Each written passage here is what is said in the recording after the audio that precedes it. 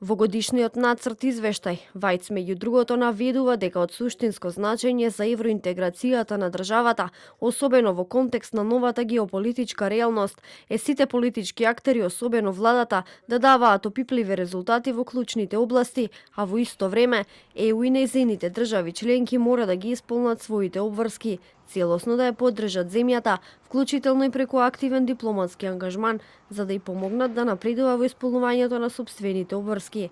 Вајц во појаснувачката изјава во нацрт извештајот нагласува дека документот има цел да обезбеди балансирана и објективна оценка на напредокот на земјата во процесот на пристапување и во согласност со воспоставената пракса се подготвува како одговор на пакетот на проширување на Европската комисија за 2025 година. Северна Македонија моментно се наоѓа во тешка позиција бидејќи процесот на пристапување е сопрен и покрај некои позитивни реформи. Напредокот на реформската агенда на Европската Унија, особено во клучни области, како владењето на правото, реформите во правосудството и борбата против корупцијата е недоволен.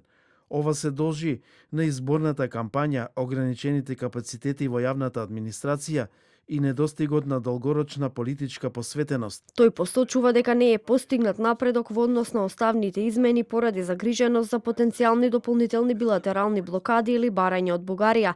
Смета дека е потребно итно зголемување на политичката волја од двете страни за да се надмине овој ќорсокак. Вајц нагласува дека во време на големи промени во меѓународниот поредок, особено поради војната на Русија против Украина, ненадејната неизвестност во врска со иднината на трансатланската алијанса и пошироките закани за меѓународниот поредок, базиран на правила од суштинско значење Европа да остане обединета.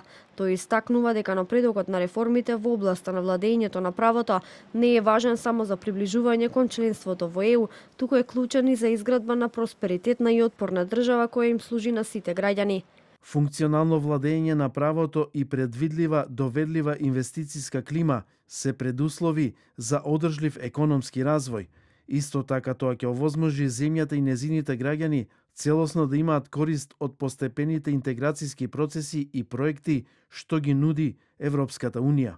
Во исто време, ЕУ и нејзините држави членки, додаде Вајц, исто така мора да ги исполнат своите обврски.